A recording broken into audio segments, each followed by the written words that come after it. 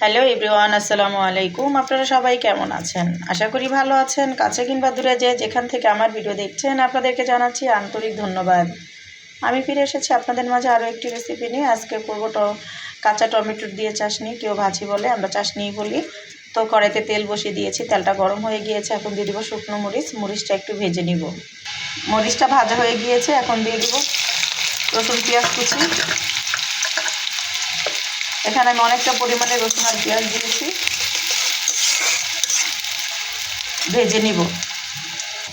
পেঁয়াজ রসুনটা ভাজা হয়ে গিয়েছে, দিয়ে দিব হলুদের গুঁড়ো, দিয়ে দিব ধনিয়ার গুঁড়ো, দিয়ে দিব কাঁচামরিচ ফালি,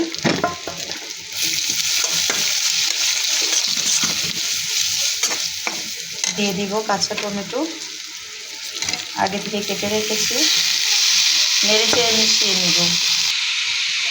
নেড়েচেড়ে মিশিয়ে নিয়েছি, এখন দিয়ে দিব পরিমাণ মতো লবণ, ঢেকে দিব।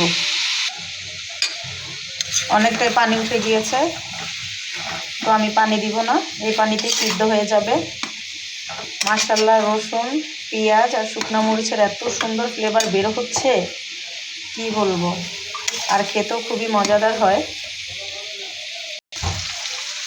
হয়ে গিয়েছে, এখন দিয়ে দিব ধনিয়া পাতা কুচি, নেড়েচেড়ে মিশিয়ে নিব।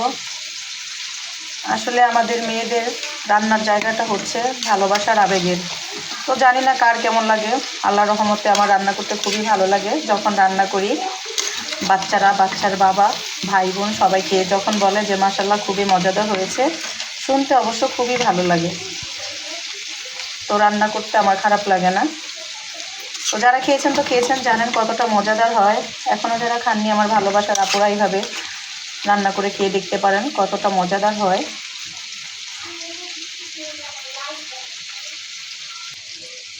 হয়ে গিয়েছে, এখন পরিবেশন করব। ভুল হলে ক্ষমার দৃষ্টিতে দেখবেন। গরম ভাতের সাথে খুব ভালো জমে যায়।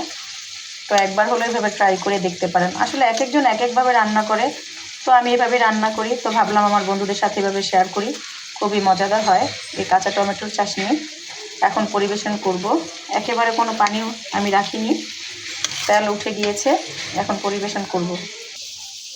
তো মাশাআল্লাহ, দেখেন ফাইনালি লুকটা কতটা সুন্দর হয়েছে আর কতটা লোভনীয় হয়েছে। খেতেও মাশাআল্লাহ খুবই মজাদার হয়েছে।